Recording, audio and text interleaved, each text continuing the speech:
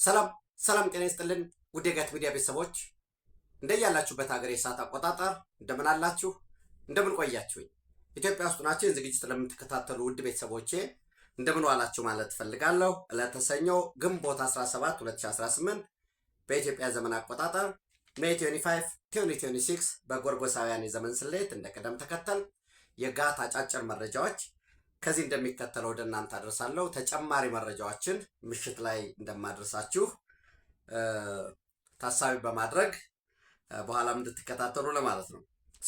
ሶስት አጫጭር መረጃዎች አሉ። የመጀመሪያው እንግዲህ እንደምታውቁት ዛሬ ግንቦት 17 ነው ዕለተ ሰኞ ልክ የዛሬ ሳምንት ይሄኔ ምርጫ እየተካሄደ ነው። ሰባተኛው አገራዊ ምርጫ እና ገና ምርጫ እንደሚኖር ሲነገር ምርጫው ይኖራል። ምርጫውን ለማደናቀፍ የሚሰሩ ኃይሎች ደግሞ ይኖራሉ። ይሄ ኦቤስ ነው ብያችሁ ነበር። እንግዲህ ሳምንት ነው የቀረው። ከዚህ ሳምንት ውስጥ በቀጣይ 3 ቀናት ብቻ ነው ቅስቀሳ ማድረግ የሚቻለው። ምን ማለት ነው? ዛሬን ጨምሮ ዛሬ 17 ነው ሰኞ፣ 18 ማክሰኞ፣ ሮብ 19 ልክ ሮብ ያበቃል ቅስቀሳ። ከዛ በኋላ ለተከታታይ 4 ቀናት ደግሞ የጽሞና ቀናት ይሆናሉ። መቼ? ሐሙስ 1፣ ዓርብ 2፣ ቅዳሜ 3፣ እሁድ 4። ከዛ በኋላ ምርጫው ይከናወናል ማለት ነው። ሰኞ የኢትዮጵያ ስልጣን ምንጭ ኢትዮጵያ ውስጥ የመንግስት ስልጣን ምንጭ መሆን መቻል ያለበት የህዝብ ድምፅ ነው። ባሎት ኖት ቡሌት ብለን መነሳት መቻል አለብን። አሊያ በጉልበት የሚፈታ የኢትዮጵያ ችግር የለም። አደረጃጀታችን ብዙ ስለሆነ የሃይማኖት ጉዳይ አለ፣ የብሔር ጉዳይ አለ፣ የታሪክ ጉዳይ አለ። ይሄ ሁሉ ኢትዮጵያ ውስጥ አንድ ወገን አሸንፎ ስልጣን ሊይዝ የሚችልበት ሁኔታ ኢትዮጵያ ውስጥ ዝግ ነው። መፍትሄው እርስ በርስ መበላላትና መጠፋፋት ነው የሚሆነው። እርስ በርስ እንድንበላላ እንድንጠፋፋ ደግሞ የቀጠናው ሀገራትም አይፈልጉም፣ የዓለም ሁኔታም አይፈቅድም። ስለዚህ በከንቱ ነው ጉልበት የምናባክን። ምን ማለት ነው? እርስ በርስ እንድንጠፋፋ እንድንበላላና እንድንበተን አይፈልጉም ማለት ካላችሁ የኢትዮጵያ ህዝብ 130 ሚሊዮን ነው። መሸናነፍ ጠፍቶ መንግስት አልባ ብንሆን ወደ መበተን ውስጥ ብንገባ ሌት በቃ መንግስት የሚባል በቃ መከላከያ ሰራዊቱ የጸጥታ አካላት እነዚህ ሁሉ አልሆን ብሎ ብለን ብናስብ ልክ ትልቅ ግድብ እንደተሰበረ ነው የምትቆጥሩት። ኢትዮጵያ ቢበተን መንግስት አልባ ቢሆን የሚሰደደው በሽቦ ልታጥሮ ግንብ ልትገነባ አትችልም። ኤርትራ የሚባል ሀገር ወዲያውኑ ነው የሚፈርሰው በስደተኛ ተጥለቅልቆ። ጅቡቲ የሚባል ሀገር አይኖርም። ሶማሊያ የሚባል ሀገር አይኖርም። ኬንያ የሚባል ሀገር አይኖርም። ኢትዮጵያ ጠንካራ መንግስት እንድትሆን አንዳንዶች እኮ በነገራችን ላይ ዲሞክራሲን ተውት ምን ይሰራል ብቻ ጠንካራ መንግስት ኢትዮጵያ ውስጥ ይኑር፣ የጸጥታና ደህንነት ጉዳይ ነው የሚያሰጋን የሚሉ ሪኮመንዴሽኖች አሉ። የኢትዮጵያ መንግስት ኖ ዲሞክራሲ ከሌለ አፍነን ይዘን የትም አንደርስም፣ የህልውና ጉዳይ ነው፣ የጊዜ ጉዳይ ነው። ያለ ዲሞክራሲ ጠንካራ መንግስቱ ነው። አንዳንዶቹ ምን ይላሉ? ጸጥ የሚል ኮሽ የሚል እኮ አልነበረም። አዎ አልነበረም በኢህአዴግ ጊዜ እና ታዲያ አሁን ግን ሰላም የለም ጸጥታ፣ እንደዛ አፍኖ ረግጦ ማምጣት ይቻላል። ምን ያህል ያቆያል ነው ሌላው ጉዳይ። ዞሮ ብዙዎቹ ዛሬ የምታዩቸው ትጥቅ አንስተው ወዲያ ወዲህ የሚሉት እኮ ለዲሞክራሲ ተብሎ ገሚሶቹ ከእስር ቤት የተፈቱ፣ ገሚሶቹ ከውጭ የመጡ ኢምፖርት የተደረጉ የኢትዮጵያ ህዝብ ታግሎ 40 ዓመት 50 ዓመት ሲቆዩ አንድ ቀበሌ ቀርቶ አንድ ጠመንጃ እንኳ ትከሻቸው ላይ ያልነበረ ተሰደው የነበሩ ያው መጣን ከዚህ ሊጎድል ብሎ ምናምን ወዘተረፈ የሚል ፕሮፓጋንዳውን ሳትረሱ የኢትዮጵያ ህዝብ የዲሞክራሲ ጥማት ታግሎ ነፃ ያወጣቸው የፓርቲ የውስጥ ፓርቲ ትግል በኢህአዴግ ውስጥ የነበረ የህዝቡ ትግል ተመጋግቦ ነፃ ያወጣቸው ከመጡ በኋላ ገሚሶቹ ጫካ ነው ያሉ፣ ገሚሶቹ ከተማም ሆነው ሰው ዲሞክራሲ ነው ወሳኙ ነገር፣ ምርጫ ነው። ምርጫ ደግሞ ሁለት ጉዳይ አለው። ፕሮሲጀራል ጀስቲስ አለ። ምርጫ ሂደቱ ጓዶች፣ ወዳጆች፣ ቤተሰቦቼ መመዝገብን እንደ ቀላል ነገር አትውሰዱት። ልምምድ አለው። ቅስቀሳ ሐሳብ ምን አለው? ኢህአፓ ምን ሐሳብ አለው? ኢዜማ ምን አለው? ሌሎች የሚባሉ ፓርቲዎች በሙሉ ይሄ ሁሉ 50-60 ፓርቲ ይገባን ነበር ወይ? የለም። ግዙፍ ኢኮኖሚ ያለው አሜሪካ 2 ጠንካራ ፓርቲ ነው ያለው። ሰብሰብ ብሎ ስሜትን አሸንፎ ከኢጎ ወጥቶ ጠንካራ ፓርቲ ቢሆኑ በዶክመንት ዝግጅት አማራጭ ፖሊሲ በማምጣት በቅስቀሳ የምትሰጥን ገንዘብ ቢሆን በቂ ነው ወይ? ሀዊት ኩድ ኢትዮጵያ ውስጥ ነው ያለው። ከመንግስት የሚሰጥን ድጋፍም ሰብሰብ አድርጎ ጠንካራ በመሆን በመገዳደር ድምፅ በማሰማት ይቻል ነበር። ግን ኢጎ አለ ውስጣችን ላይ። ሊበራል ዲሞክራሲ ነው የምከተልሃል ያም እና ለምን አንዳቶ ነው ከነሱ ጋር በቃ መወነጃጀል ማጮህ። በቃ ፓርቲ ማለት ደግሞ የቆያለ መሳደብ መተቸት ሁሉም ይመስለዋል። አማራጭ ሀሳብ የሌለው ሁሉ ዞሮ ይሄ ሁሉ የኢትዮጵያ ህዝብ ይወስን። ያ ፕሮሲጀራል ጀስቲስ ነው። ድምፅ ካርድ መመዝገቡ፣ የምርጫ ጣቢያዎች መቋቋማቸው፣ ቅስቀሳው፣ ኤቭሪቲንግ በኋላ ደግሞ ቆጠራው በውክልናው እነዛ በሙሉ በውጤት ደረጃ የሚታየውን ሰብስታንቲቭ ጀስቲሱ ደግሞ በኋላ የሚወራ ጉዳይ ነው። አንዳንዱ ዋ ትመርጥና ዲሞክራሲ ያመጣሉ ብሎ እየታገለ እኮ ነው። ዋ ትመርጥና ዋ ትቀሰቅስና ምርጫ የሚባል የለም ብሎ በምርጫ ለሚያምኑ አውሮፓውያን ሰልፍ ይወጣል። እንግዲህ እኮ በጣም የሚያስደነግጠኝ ነገር እሱ ነው። የመጀመሪያ ሰልፍ በቃን ሰይፍ አንስተናል ተባለ። ከዛስ አልሆነም። እሱ ዘንድ ምርጫ አያስፈልግም እና ታዲያ ምልቶ ልትነግስ ንጉሳዊ ስርዓት የሃይማኖት መንግስት ልትመሰርት ምን እንደሚጠየቅ እንኳን የማያውቋሉ። ዞሮ ከ50 ሚሊዮን በላይ ኢትዮጵያውያን ተመዝግበዋል። ድምፃቸውን ይሰጣሉ። በዛ በድምፃቸው ይሆነኛል ይበጀኛል የሚሉትን መንግስት ያቆማሉ። ምረጡ። የምታዳምጡ ሰዎች ውጭ ላይም ያላችሁ ደግሞ የመሰላቸውን እንዲመርጡ ለዘመዶቻችሁ ቀስቅሱ። የሚበጀው የሚጠቅመው የመንግስት ለውጥ ሊመጣ የሚችለው ልምምዱ ዲሞክራሲ ነው። በጉልበት አሸንፎ የመጣ አካል ሌላው ደግሞ በጉልበት እንዲወርደው ነው የሚጠብቀው። ስለዚህ ኢትዮጵያ ውስጥ በሪፎርም ነው የመጣው። ያለ ጠመንጃ ስልጣን መጥቷል። ዘን ሄዶ ህዋት እዛ እየፎገላ ነው ያለው መቀሌ ቁጭ ብሎ። ድሮ አንድ ወዳጄ ደውሎልኝ ነበረ ከመቀሌና ግንቦት 20ን በደማቅ ሁኔታ ለማክበር ባነሮች እየተዘጋጁ ነው አለ። መቀሌ ያክብሩ እና ባነሮች እየተዘጋጁ ነው። ከኤርትራ ልዑካን መጡ በሚል ፕሮፓጋንዳ ለመስራት የኤርትራ ባንዲራ ተዘጋጅቶ የተወሰኑ ልዑካን ከኤርትራ የመጡ ናቸው የሚባል ጽምዶ ጠንካራ ሆኗል የሚባል የስነልቦና ጦርነት ለመጫወት ዝግጁ ናቸው ብሎኛል። እሱን አብረን እናያለን። ዞሮ የኢትዮጵያ የምርጫ ሁኔታን እንቅስቃሴ ያለበትን የኢትዮጵያ ብሔራዊ ምርጫ ቦርድን ወቅታዊ ሁኔታን በተመለከተ በአዲስ አበባ ከተማ የሚኖሩ የዲፕሎማቲክ ማህበረሰቦች ዛሬ ኢትዮጵያ ምርጫ ቦርድ ሄደው ተዘዋውረው ጎብኝተዋል። ያለውን ዝግጁነት ከኢትዮጵያ ብሔራዊ ምርጫ ቦርድ ጋርም አብረው እንደሚሰሩ ንግግር አድርገዋል። ያጋጠመው ምንድነው በምን እናግዝ የሚለው እንደተጠበቀ ሆኖ ዘንድ እሱን ካልኳችሁ ሌላው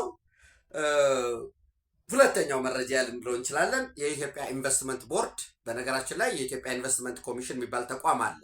ዋነኛ ዓላማው ወይም በግብ ደረጃ የውጭ ቀጥተኛ ኢንቨስትመንት ወደ ኢትዮጵያ እንዲመጣ ማድረግ ነው አንደኛው ዓላማው።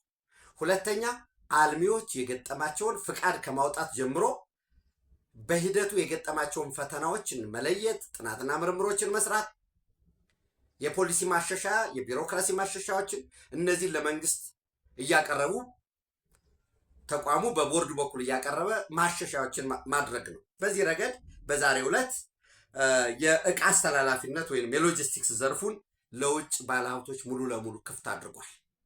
ከዚህ በፊት እንደምታውቁት መጀመሪያ ላይ ለኢትዮጵያን ብቻ ነበረ። ከዛ ቀጥሎ የውጭም ኢንቨስትመንት ወሳኝ ነው። ምክንያቱም እንግዲህ በነገራችን ላይ ሎጂስቲክስ ሲባል እንዳንረሳ በባህር ማጓጓዝ አለ። በመርከብ ይመጣና ዘንድ በመርከብ ከመጣ በኋላ እንደገና ዌርሃውስ ያስፈልገዋል፣ መጋዘን አለ። እሱም አንድ የሎጂስቲክስ አካል ነው። ከውጭ መግዛትና የማስተላለፍ ስራ መስራቱንም እንደ አጭሯን ፕሮሰስ ልንገራችሁ ብዬ ነው። ዘንድ ከዚያ መጋዘን ደግሞ እንደገና በባቡር ሊጫን ይችላል፣ በመኪና በትራክ ሊጫን ይችላል፣ በአውሮፕላን ሊጫን ይችላል፣ በቱቦ ሊተላለፍ ይችላል። ጭነት ስለሆነ ቬዝል ትራንስፖርት የምንለው በዛ ሊተላለፍ ይችላል። እንዳንረሳ ከጅቡቲ ወደ ደወሌ የፈሳሽ ትራንስፖርት ማስተላለፊያ ሊዘረጋ ነው ብያቸዋለሁ። 130 ኪሎ ሜትር ገደማ። ያ ምንድን ነው ማለት ነው? ሎጂስቲክስ ነው። ቬዝል ትራንስፖርት የፈሳሽ ማስተላለፊያ ነው። ከዛ በኋላ ደግሞ እንደገና ሀገር ውስጥ ከገባ በኋላ እስኪረከብ ድረስ ያለው ሂደት በሙሉ ፈጣን መሆን መቻል አለበት። ወጭ ቆጣቢ መሆን መቻል አለበት። የእቃውን ደህንነት መጠበቅ መቻል አለበት። በዚህ ሂደት ደግሞ ግዙፍ ኢንቨስትመንት ነው የሚጠይቀው። ለዚህ የሚሆን ከዚህ በፊት በደንብ ቁጥር የደንብ ቁጥር 474/2012 በነበረው ደንብ ቁጥር ለውጭ ባለሀብቶች ክፍት ከሆነ በኋላ ላይንሸሩም ኢትዮጵያውያን 51% የያዙ የውጭ ባለሀብቶች ከ49% እንዳይበልጥ የሚል ነበረ። አሁን ሙሉ ለሙሉ ክፍት ሆኗል። ስለዚህ አንድ አካል የለም ባቡር መስመር እኔ ከሆነ ቦታ ዘርግቼ ለምሳሌ ከአሰብ አዲስ አበባ ዘርግቼ ከዛ ደግሞ እቃ የማስመጣቱን በመርከብ እስከ አሰብ ከአሰብ ደግሞ መጋዘን ላይ አራግፌ ከመጋዘን ደግሞ አዲስ አበባ አደርሳለሁ። አዲስ አበባ ላይ ኢቭን እስኪረከቡ ድረስ መጋዘን ማቋቋም እችላለሁ ማለት ይችላል። ወይንም ከበርበራ ቶጎጫሌ ከቶጎጫሌ ድሬዳዋ መስመር ድረስ ኮኔክት ማድረግ እችላለሁ ሊል ይችላል። በፈጣን በሆነ በጊዜ ማቅረብ እዛ ጋር የድሜሬጅ የሚባለውን የማጠራቀም የእቃዎች ደህንነትን የመጠበቅ ይሄ ግዙፍ ኢንቨስትመንት ይጠይቃል። ለዚህ የሚሆን በቀጣይ የሚሰሩ እቅዶች አሉ። ለምሳሌ በደሱ በሚባለው ፕሮጀክት ውስጥ የጅቡቲ፣ ኢትዮጵያ፣ ሳውት ሱዳን፣ ኡጋንዳ ከዛ አልፎ ወደ ብሩንዲ፣ ሩዋንዳ እያደረገ በአትላንቲክ ኦሽን የአፍሪካ በዛኛው በምዕራባዊ ግልባጩ የማያያዝ በዛ ውስጥ ለምሳሌ የለም ጋምቤላ ጋር ከደረሰ በኋላ ከጋምቤላ እስከ ጁባ የባቡር ሎጂስቲክስ መዘርጋት ሊፈልግ ይችላል አንድ ተቋም። ለምን የባህር ወንዝን አስተካክለን ግራና ቀኝ ከነል ሰርቼ የመርከብ ትራንስፖርት የጀልባ ትራንስፖርት እነዚህ ሁሉ የተያዙ አእምሯችንን ማስጨነቅ መጭመቅ ማሰብ ያለብን እንዴት እንደግ ነው። በአብዛኛው በኢኮኖሚ ካደግን የሚፈቱ ችግሮቻችንም አሉ። የዲሞክራሲ ችግሮቻችንን እንፈታለን። ስልጣንን የዳቦ ምንጭ ያደረጉ ሰዎች ከዚህ ባለፈ እንደኛ ዳቦ በደንብ ማከፋፈል ከተቻለ ሰውንም ቢዚ ማድረግ ከቻለ ይሄ ካላስፈላጊ ከዘር ከጎሳ ከሃይማኖት ከማንነት ፖለቲካ ወጥተን እነዚህ መከበር መጠበቅ የለባቸውም እያልኩ አይደለም። ትኩረታችን ግን አገርን ማሳደግ ማበልጸግ ኢትዮጵያን በቀጠናዊ ብሔራዊ ጥቅሟ በሚረጋገጥበት ሁኔታ ላይ እንዲሆን ያስችላል ማለት ነው። ይሄ የተቀናጀ ሎጂስቲክስ እንዳልኳችሁ የባህር የመርከብ የአየር የባቡር የጭነት ምናልባት ሰፋፊ ከዚህ በኋላ ለምሳሌ ዱባይ ፖርት ሰርቪስ ዲፒ ወርልድ ግዙፍ የሆኑ ከወደብ አንስተው እስከ ማዕከላዊ ደረቅ ወደብ የሚያደርሱ ግዙፍ ዕቃ ጫኝ መኪኖችን ገዝተው የሚሰማሩ ሊኖሩ ይችላሉ። በእነዚህ ዘርፍ መስራት ይቻላል ማለት ነው። ስለዚህ ሌላም አሁንም ለውጭ ባለሀብቶች ከዚህ በፊት እንደምታውቁት የፖለቲካል ጋራንቲ አለ። ኢንቨስት አድርጉ፣ ችግር ቢደርስ ለምሳሌ ዳሜጅ ቢደርስባችሁ ካሳ እንሰጣለን። ይህንን አሁን በሀገር በቀል ኢኮኖሚክ ሪፎርሙ ከፖለቲካዊ ዋስትና ወደ ህጋዊ ጥበቃና ከለላ የሚያሳድግ ህግ ረቋል። ስለዚህ ለምሳሌ አንድ የውጭ ባለሀብት በተለያየ ምክንያት ጉዳት ቢደርስበት ወይ ለምሳሌ እንዲዘጋ ቢጠየቅ ወይ መሬቱ ቢወሰድበት ዋቴቨር ካሳ ሊያገኝ የሚችልበት የህግ ጥበቃ ከፖለቲካ ገረንት ወደ ሌጋል ፕሮቴክሽን ተሸጋግሯል። ሌሎችም በዚህ በሀገር በቀል የኢኮኖሚ ማሻሻያ ውስጥ ሲባል ዝርዝር ነው። የህግ ማሻሻያ ያለው፣ የቢሮክራሲ ማሻሻያ ያለው፣ የባህልን የመቀየር በወሳኝ መልኩ ደግሞ ደጋግሜ እንደምላችሁ በውጭ ካፒታል በተወሶ ካፒታል ማደግ አይቻልም። የውጭ ካፒታልን ልክ ባትሪ እምቢ ብሎ በግፊ እንደሚነሳ መኪና ቁጠሩት። መቼም መኪና ቢኖራቸው አንድ ሰው እየገፋ ከፒያሳ መርካቶ ወይ ከመርካቶ መገናኛ ሊያደርሰው አይችልም። ይገፋል የተወሰነ። ያንን ግፊ ተጠቅሞ ሞተሩን አስነስቶ መንዳት መልሶ ባትሪውን ሪቻርጅ ማድረግ ደግሞ የኛ ጣፋንታ ነው የሚሆነው። ስለዚህ የውጭ ካፒታል ወሳኝ ነው። ከውጭ ካፒታል ባለፈ ግን አእምሯችንን አስፍተን እዚህ በየሰፈሩ ላለ የአንድ ጥይት መግዣ 110 ብር 120 ብር ከመስጠት እሷን ሰብሰብ አድርጎ ላኩልን እንዋጋ ለትጥቅ ለስን ከሚልህ ኖ ሰብሰብ ብለህ ትምህርት ቤት እንገነባላለን፣ አነስተኛ መስኖ ወዘተረፈ ማለት ወሳኝ ነው የሚል የተለመደ ቋሚ መልእክቴ ነው። ይህንን ነው ማስተላለፍ የምፈልገው። ማደግ የሚቻል መበልጸግ የሚቻለውን በዚህ አግባብ ስለሆነ ማለት ነው። ሌላው እንግዲህ እንደምታውቁት የኢትዮጵያ አየር መንገድ ግዙፍ ነው፣ ከአፍሪካ ቀዳሚ ነው። አሁን አንዳንዶቹ ሶሪ እንግዲህ እንትንን እጠቅሳለሁኝ የኔም ብቻ እንዳይሆን ሳይት የማደርገው የቻይናን ሲጂቲኤንን ወይ ዥንዋን እጠቅሳለሁኝ። ዥንዋ አቶ መስፍንን የኢትዮጵያ አየር መንገድ ሲኦን አናግሯቸው ነበር እና በዚህ ሲያናግራቸው ለባለፉት 8 ዓመታት ብቻ የኢትዮጵያ አየር መንገድ ያስመዘገባቸውን ስኬቶች ነግረውታል። ለምሳሌ በአጠቃላይ በአቅም ደረጃ 80% አቅም አሳድገናል በባለፉት 8 ዓመታት። ያው አንዳንዱ ልክ የከተማ ኮሪደር ብቻ ወይ ምናምን አእምሮ ላይ ግጭት ብቻ ያለ ምናምን እንዲመስል የሚሰሩ ሰዎች አሉ። ይህም ፕሮፓጋንዳ ያው እነሱ ለስራቸው ይስሩ። በአሁኑ ሰዓት 147 ዘመናዊ አውሮፕላኖች አሉ። ከዚህ 147 ዘመናዊ አውሮፕላኖች ውስጥ 74ቱ በባለፉት 8 ዓመታት ነው የተጨመሩት። በተመሳሳይ በ2034 አሁን ያለነው 2026 ነው።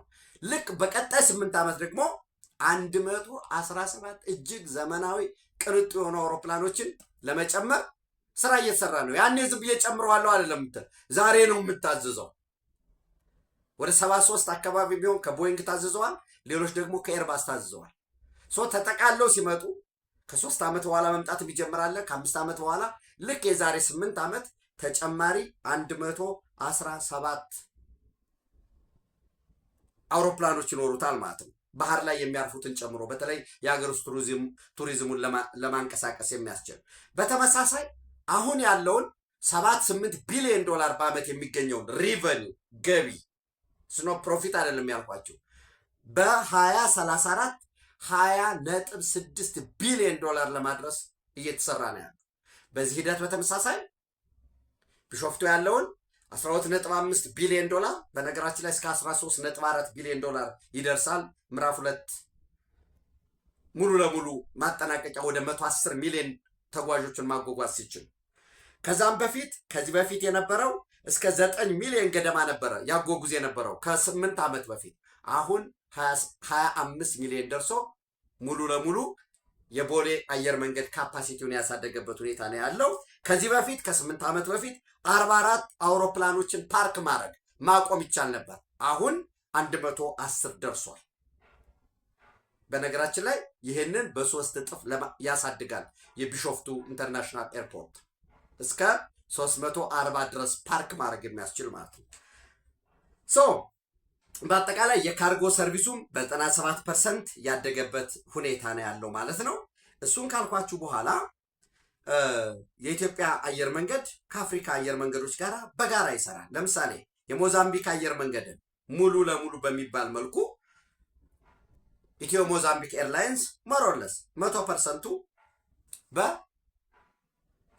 የኢትዮጵያ መንግስት ነው የያዘው። 1% የማላዊ ኤርላይንስ አለ። ዞሮ 100% ኦንድ ማለት ይቻላል። አስቴ ኤርላይንስ የቶጎ ነው። ወደ 49% ነው የነበረው መጀመሪያ፣ አሁን ወደ 27% ድርሻ አለው። ኤር ኮንጎ 45% ድርሻ አለው ኢትዮጵያ። ዛምቢያ ኤርዌይስ 45% ድርሻ አለው። የማላዊ 49%፣ የጉኒያ ኤርዌይስ 49%፣ ቻድ ኤርላይንስ 49% አለ። የደቡብ ሱዳን ጁባ ኤርዌይስ ለመጀመር በጥናት ላይ ነው ያለው።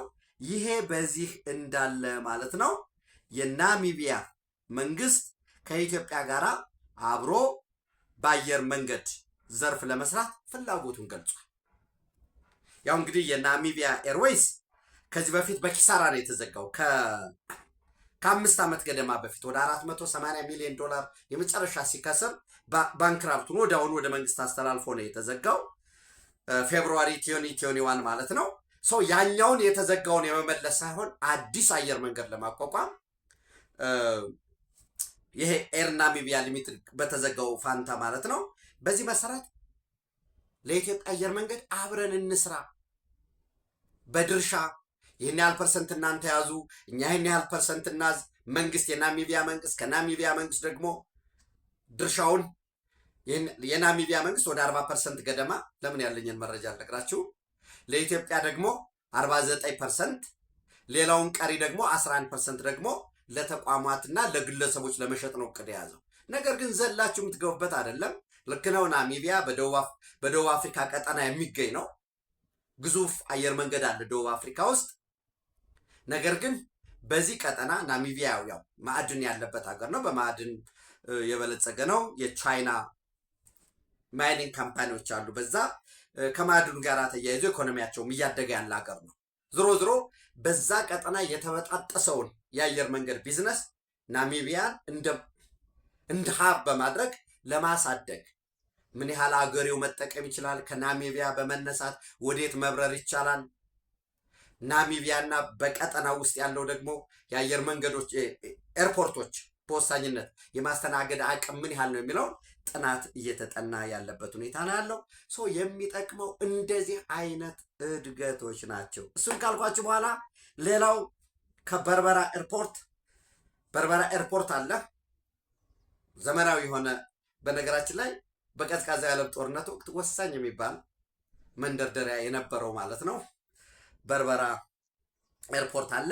የበርበራ ኤርፖርትን፣ የበርበራ ወደብን እና ከበርበራ ቶጎ ጫሌ የተዘረጋውን ውጫሌ ድረስ የተዘረጋውን ፈጣን መንገድ የስዊድን መንግስት ደግሞ እያሰራ ያለ ድልድይ አለ። ከዚህ በፊት ወደ እናንተ አምጥቻለሁ።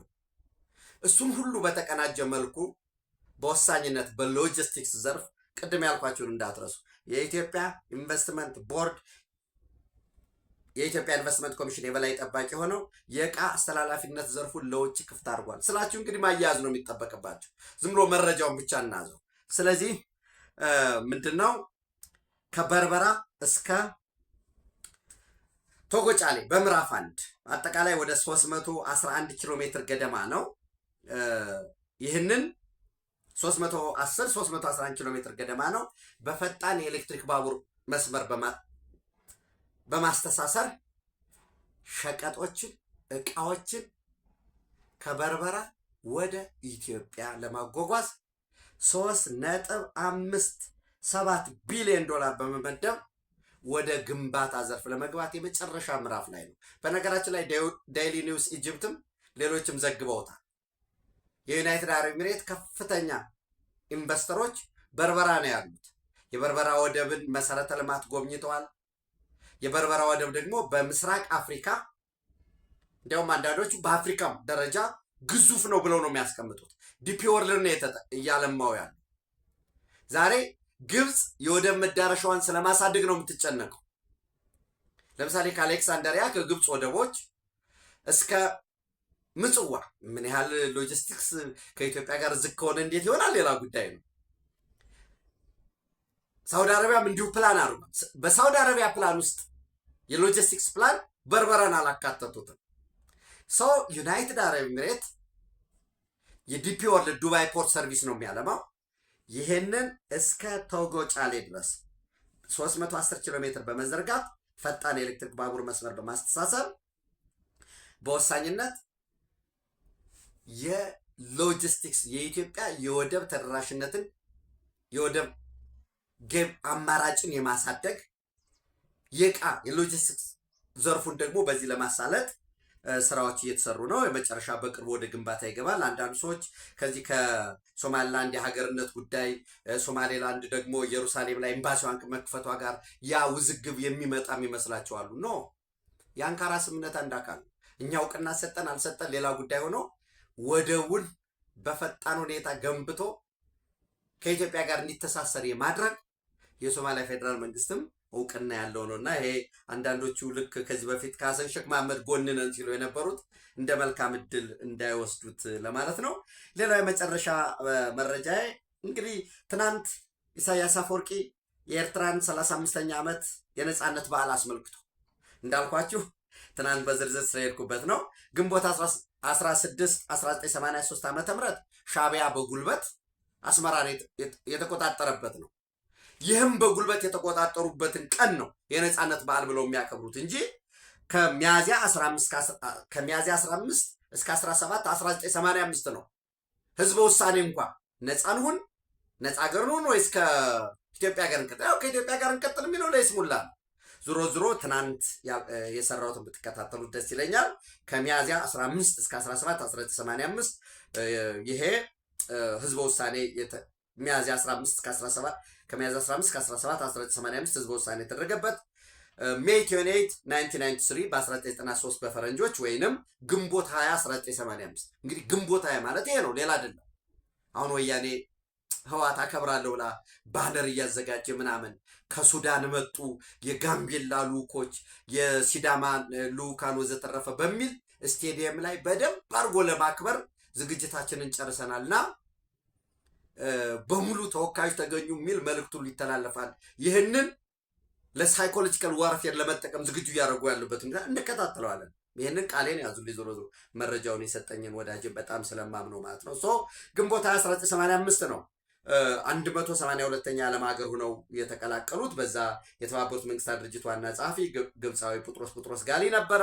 የአፍሪካ አንድነት ድርጅት ሊቀመንበር የወቅቱ የግብፅ ፕሬዚደንት ሆስኒ ሙባረክ ነው የነበረው። የሊግ ኦፍ አረብ ስቴት ወይም የአረብ ሊግ ዋና ጸሐፊ ታዛቢ ጉዳይ አስፈጻሚ የነበረው አህመድ አስማት አብደል መጆድ አስቀድሞ የውጭ ጉዳይ ሚኒስትር የነበረ ማለት ነው። የኦኤዩ የአፍሪካ አንድነት ድርጅት ሊቀመንበር ሆስኒ ሙባረክ ነው። ጸሐፊው ደግሞ ያኔ ጀነራል ሴክሬታሪ ጀነራል የሚባል የነበረው ሳሊም አህመድ ሳሊም የታንዛኒያ ዜጋ የነበረው ነገር ግን የዲፕሎማቲክ ስራውን በ26 ዓመቱ ግብፅ ሄዶ ከነ ጋማል አብድል ናስር ጋር ጥብቅ ቁርኝነት የነበረው ነው። ኢቨን የነን አላይንድ ሙቭመንት እንኳ ተወካይ የነበረው እሱን ወክሎ በወቅቱ የነን አላይንድ ካንትሪስ ሊቀመንበር ሱሃርቶ የሚባል የኢንዶኔዥያ ፕሬዚዳንት ነበር። በታዛቢነት የተገኘው ግን የቪጃይ ናምቢያር የሚባል የህንድ አምባሳደር የነበረ አስቀድሞ አልጄሪያ ውስጥ አምባሳደር ሆኖ የሰራና በዚህ በሻቢያ በህዋት ወቅት ኖሃው የነበረው ነው። ድሮ ዲቴሉን ስትገቡ ሰው እንዲሁ ነው። ኢትዮጵያ ብቻዋን ሃይባ የሌላት እንደ ቅርጫ ተከፋፍለው ኢትዮጵያን የዘጉባት ሁኔታ ነው ያለው። ይሄ ሆኖ ትናንት ኢሳያስ አፈወርቂ ያደረገው ንግግር የመጪውን ጊዜ በወሳኝነት የሚወስን ይሄ ህዋቶች ጽምዶ ወዘተረፈ ምናምን እያሉ የሚያጭበረብሩትን ተውት እና እንዲተረጉምልኝ የነገርኩት ወዳጀ ምንድነው ያለኝ ከ1983 እስከ 1989 መለስ ዜናዊ በነበረበት ዘመን ያ ሃኒሙን የነበረበት ዘመን ነው። በተመሳሳይ ይህን ለውጡን ተከትሎ ከ2012 እስከ 2000 ሞሮለስ 2022 ድረስ እስከ 2000 የፕሪቶሪያ ስምምነት ሲፈረም በነበረው ወቅት በእነዚህ ወቅቶች ብቻ ነው ስለ ኢትዮጵያ ጥሩ የተነገረው። ከዛ በኋላ በሌላ መልኩ ምን ማለት ነው? ከ1997 በፈረንጆች ወይም ከ1990 እስከ 2018 ለውጥ እስኪመጣ ዶክተር አብይ እስኪመጡ በተመሳሳይ የፕሪቶሪያ ስምምነት ከተፈረመበት 2022 ለባለፉት 4 ዓመታት ይችን የዘንድሮዋን ዓመት ከተውናት ለባለፉት 3 ዓመታት ንግግሩ ፎከስ ያደረገ የነበረ ምንድነው የነበረው ስትሉ አንደኛ አሜሪካን መርገም፣ ልክ ራስን ልዕለ ሀያል አድርጎ በመውሰድ አስተያየት የመስጠት ስለ ዓለም ኦርደር፣ ከዛ ደግሞ ቀጠና አሜሪካን ከተረገመ በኋላ ከዛ ደግሞ ኢትዮጵያን መርገም፣ ከዛ በኋላ የቅርብና የሩቅ ጠላት የሚባሉትን እሱን ማድረግ እና ስለ ኤርትራ ትንሽዬ ጉዳይ ነው የነበረው። ነገር ግን ትናንት ኢሳያስ አፈወርቂ በነበረው ንግግር 2 ጊዜ ብቻ ነው ኢትዮጵያ የተጠራች። አንድ ኢትዮጵያ ውስጥ የታጠቁ የጎሳ ታጣቂዎች አሉ። እነዚህ ቨርቲካሊ ፖላራይዝድ ወይንም ኢትኒክ አርምድ ግሩፕ እውነት ነው። ማን ያስታጠቃቸው የሚለው ሌላ ጉዳይ ካልሆነ የአማራ ታጣቂ፣ የኦሮሞ ታጣቂ፣ የትግራይ ታጣቂ፣ የአፋር ታጣቂ፣ የጉምዝ ታጣቂ፣ የሶማሌ ታጣቂ ኦብነግ ምናምን ብሎ ለማምጣት በእነዚህን ማን ነው የሚያስታጥቃቸው? ሌላ ጉዳይ ነው። ይህን ተችቷል። በመግቢያ ምን ብያቸዋለሁ? ማሸነፍ የማይቻልበት እርስ በርስ ግን መውደቅ እንዲቻል ነው በቃ ስራ የሚሰራው። እና ብዙዎቹ ልማት የሆነ እንደዚህ ፕሮጀክት ሊሰራ ነው ምናምን ሲባሉ የሚደነግጡ ለምን መሰላችሁ? አእምሯችን ግጭት ውስጥ ብቻ ሆኖ የኢትዮጵያ መንግስት ከሆነ ቦታ ወደ ሆነ ቦታ ወታደር እንዲያዟዙር እንዲዋጋ ከዚያ ካምፕ እንዲሰራ ይህን ጨረስኩ ሲል እዛ እንዲሁ አእምሮ በሙሉ እዚያ ውስጥ እንዲገባ ይፈልጋል። ኖ እሱን የውጊያ ሜንታሊቲን አንተ ያዝ። የሆነ ስለ ኢትዮጵያ መልካም ነገር ሲነገር ካድሬ የተናገረ ይመስላቸዋል። ዞሮ ዞሮ ትናንት አንደኛ እርስ የታጠቁ የሚዋጉ የጎሳ ታጣቂዎች አሉ ብሎ ይህን ተችቷል። ማነው ያስታጥቀው? ሌላ ጉዳይ ነው፣ እዛ ውስጥ አንገባም። ሁለተኛ ኢትዮጵያ ጠላታችን አይደለችም፣ ከኢትዮጵያ በኩል የሚነሳ ስጋት የለም። የሚነሳ ስጋት አለ ብላችሁ ካሰባችሁ ይላል ጠንካራው የማይበገረው የኤርትራ መከላከያ ኃይልና ህዝባችን ይመክቱታል ብሎ አስቀምጧል። የመጀመሪያው ወሳኙ ነገር ኢትዮጵያ ስጋት አይደለችም የሚለው መያዝ ነው የሚያስፈልገው። ስጋት ሆኖ ከመጣ መከላከያችን ህዝባችን ከዚህ በፊት በነበረው የነጻነት ትግል ወኔና እስከዛሬ ለ35 ዓመት ያስጠበቀው ምናምን የሚለውን እንቶ ዙሮ ዙሮ ግን ስለ ኢትዮጵያ ሞሮርለስ እነዚህ ሁለት ብቻ ነው የተነገሩት። አሜሪካን ከዚህ በፊት የነበረውን የተሳተ መንገድ አስተካክለው በአዲስ መንገድ ለመሄድ መሞከሩ ጥሩ ነው የሚል ወደ 55% ገደማ ተወርቷል። ስለ ኢራን 12% ገደማ የዓለም ስርዓት የበሰበሰ ነው ውጤት አላመጣም የሚል አንድ 12% ገደማ ከንግግሩ። ከዚህ የተረፈ ስለ ኤርትራ 20%፣ ሌሎች ኢትዮጵያን በሁለት ጊዜ የተጠራችበት ያልኳቸው 1% ነው። ስለ ጽምዶ ወዘተረፈ የተነሳ ነገር የለም። ህወሓት እንኳን አደረሳችሁ ብሏል። ኦብነግም እንኳን አደረሳችሁ ብሏል። ነገራችን ላይ አፋብንም እንኳን አደረሳችሁ ብሏል። አንዳርጋቸው ጽጌ አፋብን ተወካይ ሆኖ አይደል ፖርት ሱዳን የተገኘው? ስለዚህ እንኳን ለነጻነታቸው አደረሳችሁ ብሏል አፋብን። ኢሳያስ አፈወርቂ ግን ስለዚህ ያለው ነገር የለም። እርስ በርስ ሆነህ ትዋጋለህ ምን ትላለህ እንጂ ይሄ እንዲያውም እንደ ስጋት የቆጠረ ሁኔታ ነው ያለው። ከዛ ባለፈ የጎረቤት ሀገራት እውነተኛ ትብብር ወሳኝ ነው ብሏል። ያጋጠሙ ችግሮችን በሐቀኛ ድርድር ነው መፍታት ያለብን የኢትዮጵያ መንግስት አቋም ነው። መነጠል፣ ብሔር ተኮር አደረጃጀት ጥቅም የለውም ብሎ ነው ያስቀመጠው። በየብሔር አትታጠቅ፣ እንገፍ አትበል። ሌላው የውጭ ኃይሎች ጣልቃ ገብነት ቀጠናውን እየረበሸው ነው ብሎ እውነት ነው። ኢትዮጵያና ኤርትራ ተቀራርበው እንዳይሰሩ ይህን ያህል 35 ዓመት የት ሄዳ ነው ዛሬ ከምጽዋ ወደብና አሌክሳንድሪያ ወደብና አብረንና አልማ ብላ ግብጽ የመጣችው? ሱዳን ላይ ያለውን ጉዳይ የሶማሊያ ስለ ኢትዮጵያ ማንስቷል። የውጭ ጣልቃ ገብነት ነው። በቃ እሺ እውነት ነው ብለን እንውሰድ። የሚጠቅመው ሀገራት ቁጭ ብለው ይነጋገሩ የሚለውን የቀጠናውን ሀገራት በትብብር መስራት አለባቸው። ኢጋድ ከድርቅና ከዕለታዊ ሪሊፍ ድጋፍ ከማቅረብ አውጥተን ወደ ትብብር ኢኮኖሚያዊ ትብብር ቀጥሎ ወደ ፖለቲካዊ ውህደት ይወስደናል ያልነው ተቋም የትም አልደረሰም በሚል ያስቀምጠዋል። እንደው ከዚህ ጋር እንኳን ያታሷሹኝ እኔም ኢጋድን ያን ያህል መስራት ችሏል ወይ ብዬ የማምነው አይደለም። ለምን በአብዛኛው ኢጋድ ስፖንሰሮቹ እኮ ዶነሮቹ ከጃፓን ከአውሮፓ ህብረት ምናምን ነው። ራስን ደግሞ የራስህን ጠንካራ ሆኖ ያልወጣ ደግሞ ቀጠናዊ ተቋም የትም ሊሄድ አይችልም። ድሮ እዚህ ውስጥ ላይም ግን ኤርትራ ኢጋድን አንድ ጊዜ ለቃ ወጣች፣ ተመልሳ መጣች። እንደገና ከመውጣት ይልቅ ተቀራርቦ መስራት ያስፈልጋል። ይህንን ካልኩኝ በኋላ ለዚህ ስለ ፋኖ ስለ ሸኔ ወዘተረፈ ያለው የለም። ታጥቀ አትድከም በሚል ያስቀምጠው። በጎረቤት ሀገራት መካከል እውነተኛ ትብብር ወሳኝ ነው በሚል ያስቀምጠዋል። ስለዚህ እኔ እንዳልኳችሁ ኢትዮጵያና ኤርትራ በአራት ጉዳዮች ላይ መነጋገር ነው ያለባቸው። አንደኛ የባህር በር በተመለከተ ምን ያህል ርዝመት ምን ያህል ወርድና ቁመት ያለው ይሁን የሚለው ሌላ ጉዳይ ሆኖ ኢትዮጵያ የባህር በር ያስፈልጋል። በዚህ ጉዳይ ላይ ወሳኝ ስምምነት ያስፈልጋል። ሁለተኛው የኢትዮጵያና ኤርትራ የድንበር ኮሚሽን የወሰነውን ኢኢቢሲ የሚባለው ኢትዮ ኤርትራ ቦርደር ኮሚሽን እሱ መተግበር መቻል አለበት። በዚህ ላይ መስማማት ነው የሚያስፈልገው። ሶስተኛ ኢትዮጵያ ለኤርትራ ሴኪሪቲ ጋራንት መስጠት አለበት። ከኢትዮጵያ በኩል ሊመጣ የሚችል ምንም አይነት ስጋት የለም። እመኑን። ኢቨን እናንተን እንኳ የሚያጠቃችሁ ቢገኝ አብረን እንፋለማለን። አንከር ስቴት ነና እንዳልኳችሁ እኮ ነው። ለምሳሌ በባለፉት 8 ዓመታት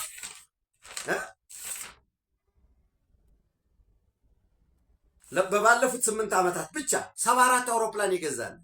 በቀጣይ በ2034 117 አውሮፕላን ልንገዛ በቀጣይ 5 ዓመት አሁን እንግዲህ በ2030 ኦልሞስት በቀጣይ 5 ዓመት የኢትዮጵያ አየር ኃይል ትጥቁን በጥፍ የሚያሳድገው which means ማዕከላቱን አሁን ዛሬ ባህር ዳር፣ ድሬዳዋ፣ መቀሌ፣ ኢሮ ካለው ባለፈ እና የቢሾፍቱ ዋና ምድብ ካለው ባለፈ ይሄ በጥፍ ያድጋል።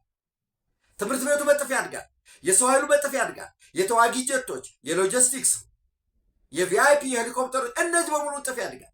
ኢኮኖሚያችን በፍጥነት እያደገ ነው። እየወደቅን ነው፣ እያለቀልን ነው ለሚል ሰው ጥሩ ነው። ከነ ፔሲሚስቲክ አስተሳሰብ ትወድቃለህ ነው። ችግር የለም ወይ? ፈተና የለም? እንዴት አይኖርም? አለ እንጂ። በየሰፈሩ ማዳበሪያ ለእናት ለአባቶቹ እንዳይደርስ የሚተኩሳል። ለእናት ለአባቶቹ የሚሄድ ማዳበሪያ ታጅቦ ይሄዳል። ለእናት ለአባቶቹ ማዳበሪያ እንዳይደርስ እየተዋጋ ይህንን ለአማራ ነፃነት እየታገልኩ ነው ይላል። መንግስት በቀረጥ ዋጋ ከፍሎ እናት አባቶቹ የከፈሉበትን ማዳበሪያ የለም ብሎ ነጥቆ መልሶ ሁለተኛ ይሸጣል። ይህን እንኳ አያስብም። በህብረት ስራ እናት አባቶቼ ማህበራት ማዳበሪያ በነፃ ሰጠ ቢባል እሺ አንድ ነገር ነው። ነጥቆ በነፃ አከፋፈለ ቢባል ዞሮ ዞሮ በነፃ የምታከፋፍለው የለም። የቋሪት ገበሬዎች ከሆነ ማዳበሪያ ይመጣል። ይህን ያህል ገበሬ አለ፣ ይህን ያህል ገንዘብ ከፍለህ ነው። ይህንን እንኳ ማሰብ የማይችል ለጥቂት በነገራችን ላይ እና እዛ ዝርዝር ውስጥ መግባት ስለማልፈልግ እንጂ ገሚሶቹ በሰላም እጃቸውን ሊሰጡ እየተደራደሩ ነው ያሉት። ይህን ስልጣን ሰጡኛላችሁ ወይ በዚህ አርገህ ታስወጣኛለህ እያሉ ለነዛ ጥቂት መሰሪዎች ጥቅም ሲባል ግን እየገባ ዝም ብሎ እንደበረሮ ምንድን ነው የሚባለው? ይሄ የሳትራት የሚባለው እንደዛ ይረግፋል፣ ቤተሰቦቹን ያጎሳቁላል። መልሶ ደግሞ ይህ አካባቢ ግፋ በለው ተዋጋ ሲልልህ ቆይቶ መልሶ ደግሞ የእኛ አካባቢ ከልማት ውጭ ነው፣ የተጀመረ ፕሮጀክት አላለቀም። መልሶ ደግሞ ሊያለቅስ ይመጣል። አስለቃሹ ነው ይመጣል። ዙሮ ዙሮ በዚህ የሴኪሪቲ ጋራንቲ ኢትዮጵያ መስጠት እዚህ አሸባሪውን፣ ታጣቂዎችን፣ ህገወጥ ነጋዴዎችን እነዚህም በሙሉ ሁለቱም ለማስወገድ መስማማትና አስቀድሞ ከኢጋድም ጋር ፕሬዚደንት ኢሳያስ አፈወርቂ ያነሱት የኢኮኖሚያዊ ውህደት እነዚህ ጉዳዮች ወሳኝ ናቸው። ኢትዮጵያ ተስፋ አለ። ይሄ እሳቸው ያሉት ይሄ ስለ ኢትዮጵያ በሁለተኛ መንገድ ያነሱት ያልኳችሁ ምንም ከኢትዮጵያ በኩል የሚመጣ ስጋት የለም ምናምን ኖ፣ ኢትዮጵያ በውጊያ መፍታት የምትፈልገው የለም። የህዋትና የህዋታውያን ፕሮፓጋንዳ ጊዜ አትስጡት። የሚፈልጉ ህዋት እንዲህ ሊዋጋ ነው፣ በዚህ በወልቃይት ሊመጣ ነው፣ በዚህ በኩል እንዲህ ያደረገ ወዘተረፈ። ያንን የሚሰራ ኃይል አለ። ወደ ወልቃይት፣ ወደ ጸገዴ፣ ወደ ሰቲት ሁመራ፣ ወደ ዳንሻ እንዲመጣ ህዋት ሻዕቢያ ይፈልጋል ወይ? አይፈልግም። ጽምዶ የሚባለው በተለላችነት እንደመጠመር ትችላለህ። አንድ ቃል እንኳን ስለዚህ ያነሳው ነገር የለም። ኢትዮጵያ በክብር ለዘላለም ትኑር። በመካከለኛ ምስራቅና ሌሎች ሁለት ወሳኝ መረጃዎችን ምሽት በዕለታዊ ወደ እናንተ አደርሳለሁ። ታንኪዩ